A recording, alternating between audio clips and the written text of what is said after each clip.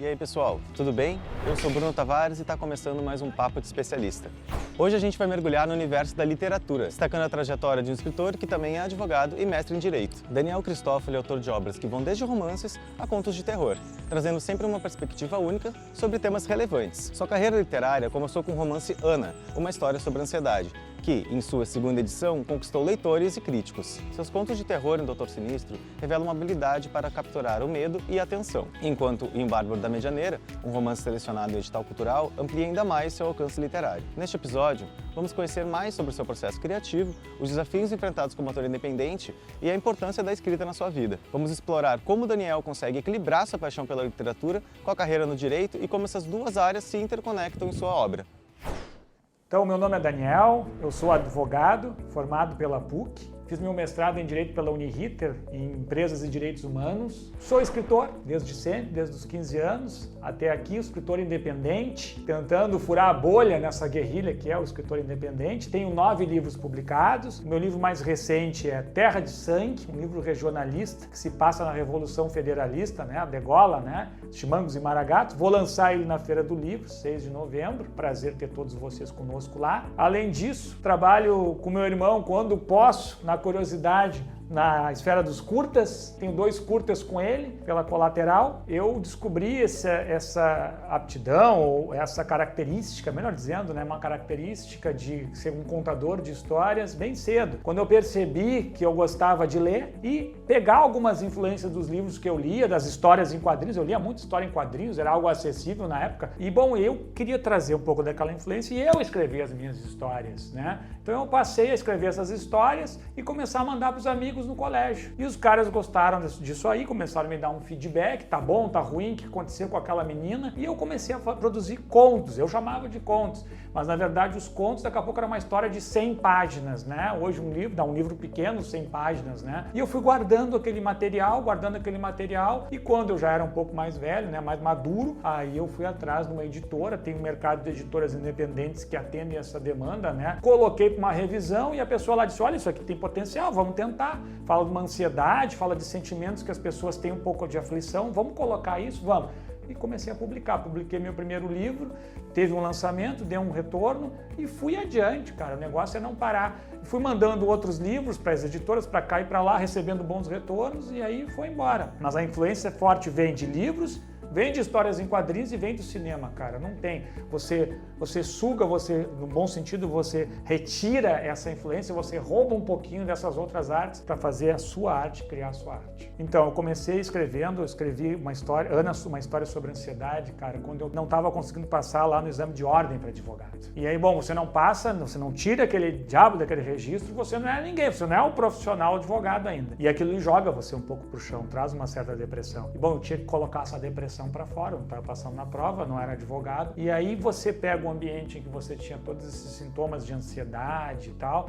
Não havia muita explicação na época sobre isso, era um tema tabu, Ainda é um pouco. E aí eu botei para fora e coloquei aquilo e era sobre ansiedade, e aquilo começava a acertar outros colegas, outras pessoas. Opa, você falou sobre ansiedade, eu também tenho esse sintoma aí. E você vai encontrando as pessoas. A primeira coisa é uma decisão minha mesmo, é não se ater a muros, não ter um gênero definido. Muito embora o conselho de amigos, de profissionais diga, não, cara, você tem que encontrar um público e seguir nele, um gênero e seguir nele. Não. Então, isso vem de dentro, cara, essa vontade de escrever uma história, seja no gênero terror, seja no gênero regionalista, ela vem de dentro, é algo que brota e ela tem que sair. Parece clichê eu dizer isso, não, mas isso existe. Se quer contar uma história de ficção, você conta a história de ficção. Eu acredito muito mais que isso exista nas pessoas que queiram contar uma história, escrever, do que propriamente uma escolha por gênero. Eu acho que elas são obrigadas a escolher um gênero para tentar achar um mercado e seguir adiante, porque nós somos contadores de histórias de diversos gêneros. Então o que eu faço hoje? Eu não me coloco amarras. Eu quero escrever uma história sobre regionalismo, eu escrevo história sobre regionalismo. Eu quero escrever uma história de terror, gosto tanto de terror, vou escrever sobre terror. E ser um autor independente, escritor independente, me possibilita essa liberdade,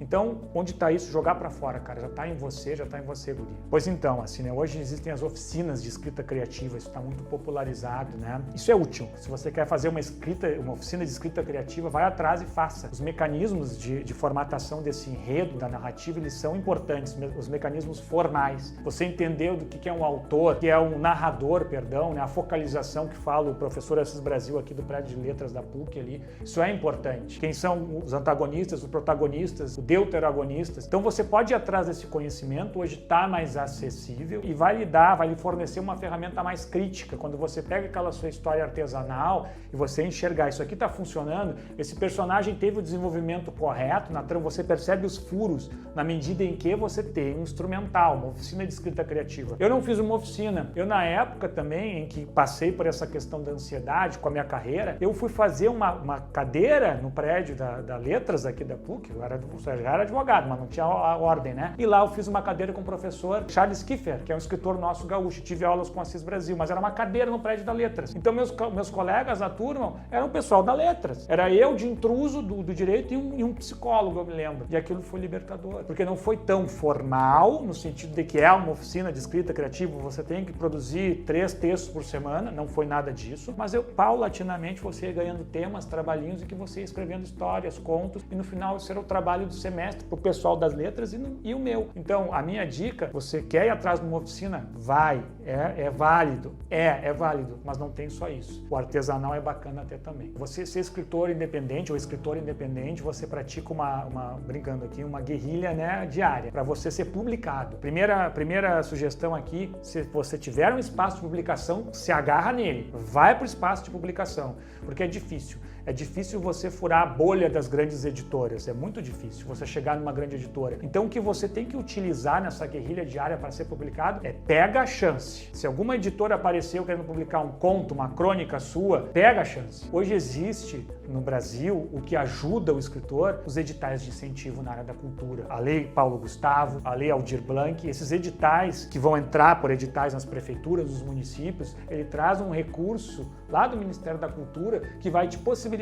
depois prestando contas, fazer o teu trabalho de publicação. Aí você publica seu livro com uma editora que você vai escolher, com os exemplares que você terá em mãos e faz um lançamento. E dá visibilidade. Hoje tem as redes sociais para isso. Utiliza as redes sociais dos seus amigos, dos seus familiares e multiplica isso. É a sugestão que eu dou hoje no contexto brasileiro. E olha, e um legal aí para as leis de incentivo, você funciona. Meu último livro foi pela Lei Paulo Gustavo, inclusive. A literatura, ela tem uma responsabilidade, sim, em abordar todas as questões sociais, né? Uma questão de maternidade, de paternidade, uma questão de ansiedade, uma questão de uma guerra que foi uma guerra fratricida entre irmãos, né? Que é a guerra da Revolução da Degola, né? Matou muito mais que a Revolução dos Farrapos, por exemplo. Então a literatura tem esse dever, porque ela é um instrumento que vai alcançar pessoas. Você não pode negar isso à literatura. Por isso que a censura já é por si, a expressão é mais feia, né? Mas por isso que a censura sobre livros, ela chama muita atenção. Por isso que o queimar livros nas fogueiras, como já fizeram os monstros do passado, os monstros tiranos, ela chama atenção. Porque você está matando uma ferramenta que dá a todo mundo uma possibilidade de acesso e diálogo,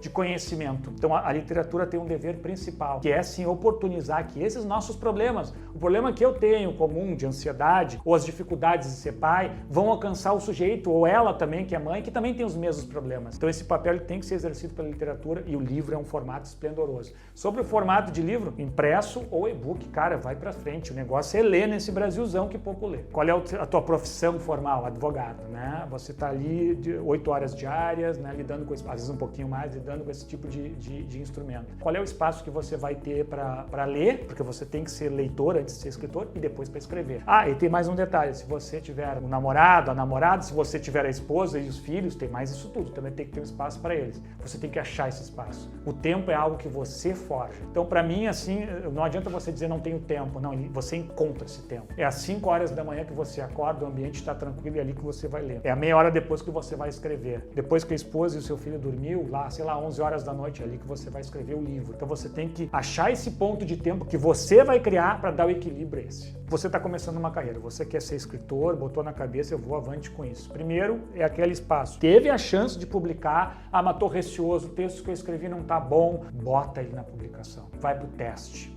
dá a cara a bater, guria, dá a cara a bater, guria. Porque ali vai ser o feedback que virá disso, é sensacional. E outra, nem sempre, saiba lidar, nem sempre serão feedbacks positivos. Você vai ter o encontro de gerações, o encontro de pessoas ali com outras personalidades, com outras criações, outras concepções. E você vai ter que saber lidar com isso. Nem sempre você vai conseguir agradar um público. É igual a música. Você não tem como impor a sua música sobre as pessoas, isso é algo muito subjetivo. Então eu desisto? Não, você continua, porque você tem que pensar que aqueles que você acerta com esse seu livro é muito maior isso aqui daqueles que você não acerta. Então você tem que ter um olhar otimista, saber levar a crítica para o lado bom, para o lado ruim e continua. Abriu um espaço de publicação, mete as caras, mas é no site lá da cidade longínqua, vai embora. E claro, uma dica, né? Sempre vai fazer uma revisão de português antes, bacana. A linguagem, o nosso português, que a gente fica bravo, que a professorinha dá lá na escola, ela tem razão, ele tem que sair redondinho. Isso mata o livro, o erro de português mata o livro. Então aqui, gente, faz uma revisão de português, mesmo com o seu texto sendo artesanal,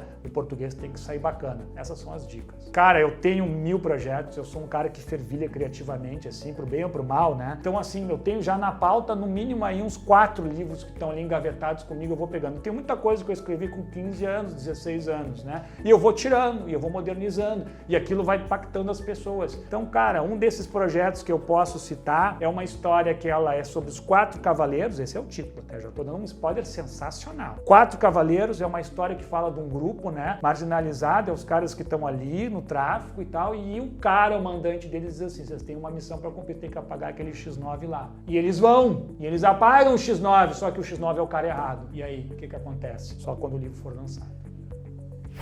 E este foi mais um episódio do Papo de Especialista, onde discutimos a trajetória de um escritor que desafia as barreiras entre a ficção e a realidade. E aí, gostou desse conteúdo? Então siga o Marketing nas redes sociais e não perca a nossa programação.